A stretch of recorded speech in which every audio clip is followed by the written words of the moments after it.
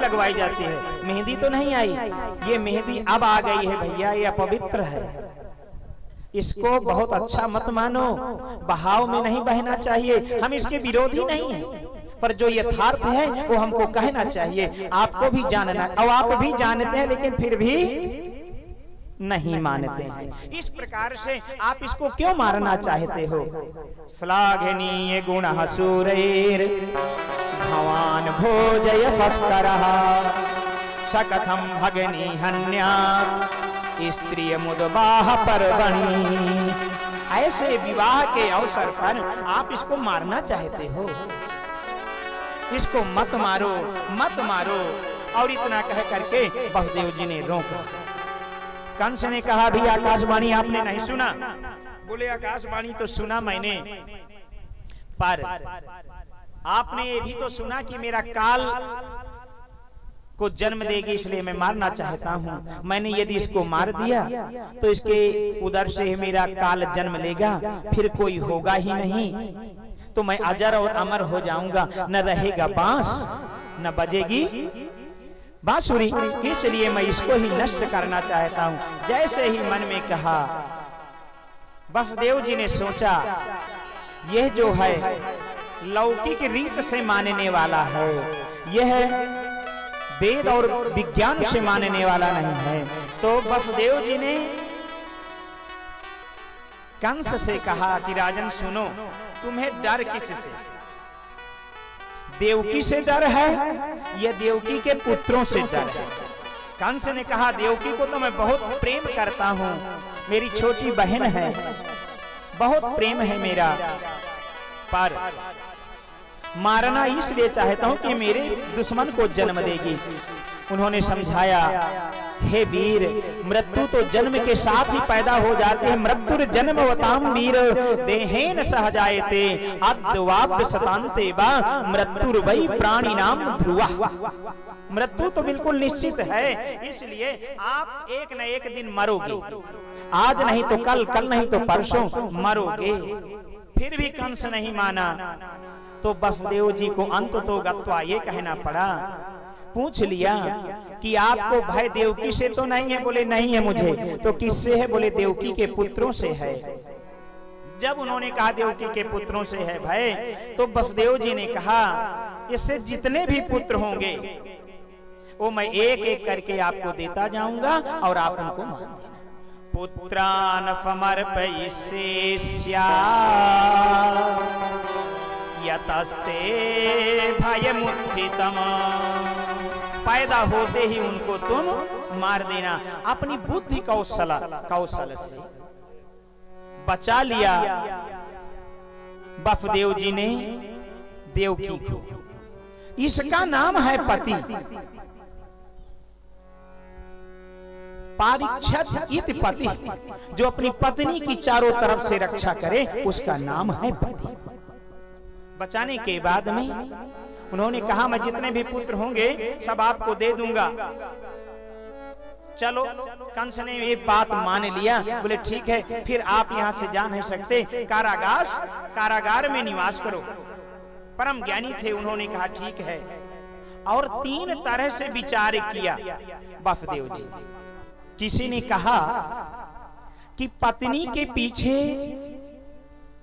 पुत्रों का बलिदान। वसुदेव जी ने कहा ना, पुत्रान समर्पयिष्यामि, मैं सभी पुत्रों को समर्पित कर दूंगा तुमको।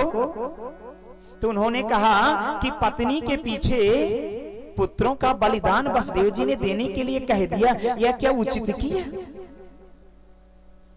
तीसरे ने कहा वसुदेव जी ज्ञानी हैं, उन्होंने सोच समझ करके ही कोई निर्णय लिया होगा।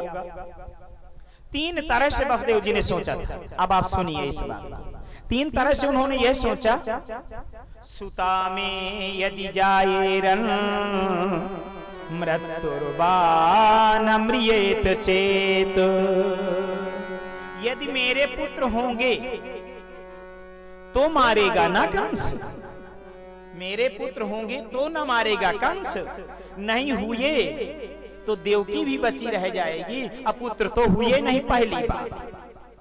दूसरी बात उन्होंने कहा, और अगर मेरे पुत्र होंगे, जब तक मैं मेरे पुत्र हूं, पुत्र तो होना संभावित है ना, विवाह आज हुआ है, पुत्र होना तो संभावित है।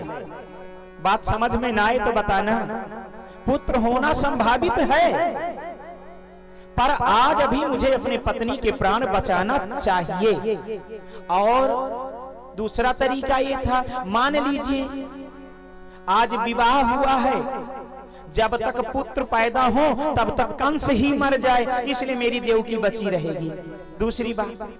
तीसरी बात, अगर यह मरा और पुत्र पैदा हुए तो उन्हीं में शायद इसकी मृत्यु ही पैदा हो जाए। मान लीजिए ये भी ना मरा और पुत्र हमारे हो गए और उनमें ही किसी एक पुत्र में इसकी मृत्यु ही पैदा हो जाए तो वो इसको मार देंगे। इसलिए मुझे अभी अपनी पत्नी की रक्षा करना चाहिए। इसलिए बसुदेव जी ने कह दिया, पुत्रान समर्प ईशेष्या यतस्ते भयमुत्थितम।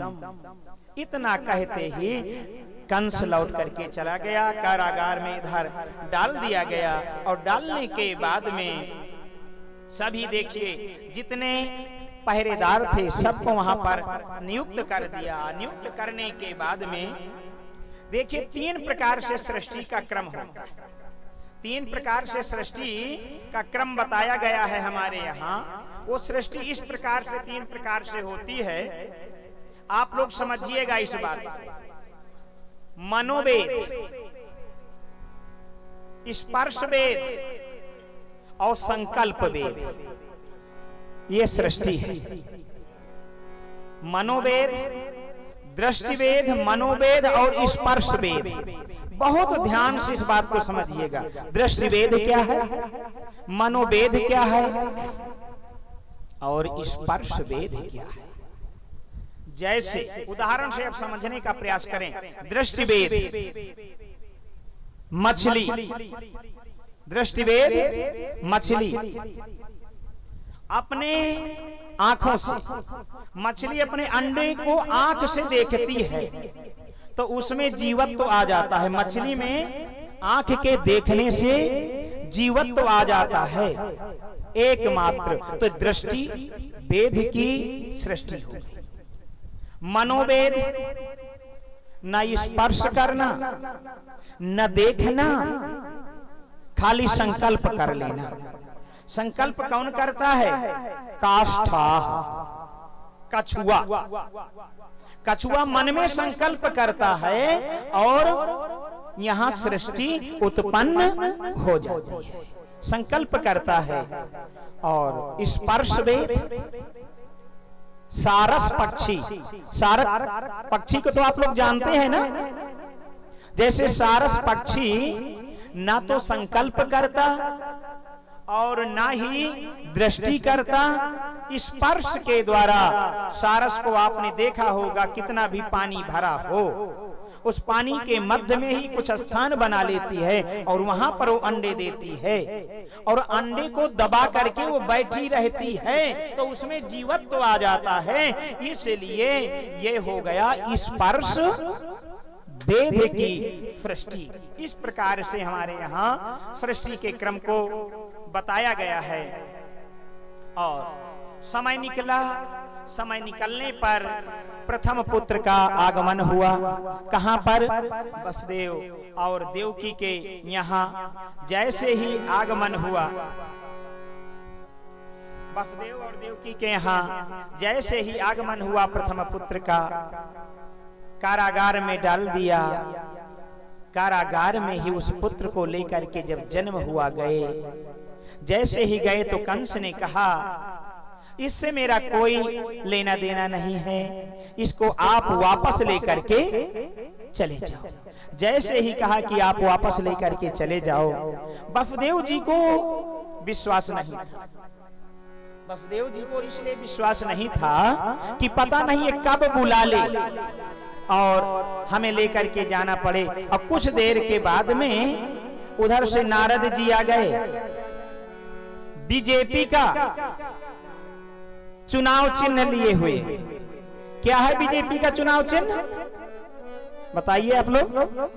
कमल, कमल का वो फूल लिए हुए आ गए और राजा कंस के पास में पहुंचे, रख दिया। बोले राजन गिनो, 1 2 3 4 5 6 7 8, इधर से उधर से 7 8, सब में 8।